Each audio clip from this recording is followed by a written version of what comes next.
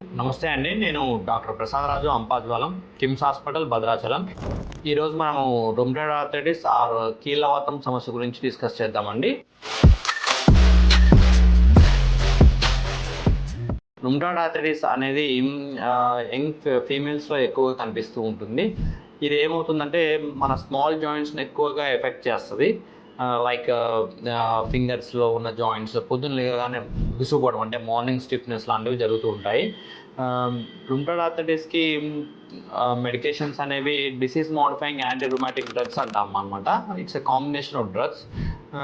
Normally rheumatoid arthritis బేసిక్గా ఏంటి అంటే మన బాడీలో ఇన్ఫెక్షన్ వచ్చినప్పుడు దాన్ని ఎదుర్కోవడానికి యాంటీబాడీస్ ప్రొడ్యూస్ అవుతాయి. సో ఒక్కోసారి మిస్ సిగ్నలింగ్ వల్ల ఏమవుతుందంటే ఈ యాంటీబాడీస్ అనేవి మన సొంత టిష్యూస్ని అటాక్ చేసి వాటిని డ్యామేజ్ చేస్తాయి. Like joints, small joints. Rheumatoid ఆర్థరైటిస్లో ట్రీట్మెంట్ అనేది ఎలా ఉంటుందంటే యాంటీబాడీస్ని కంట్రోల్ చేయడానికి సంబంధించిన ట్రీట్మెంట్ ఉంటుంది.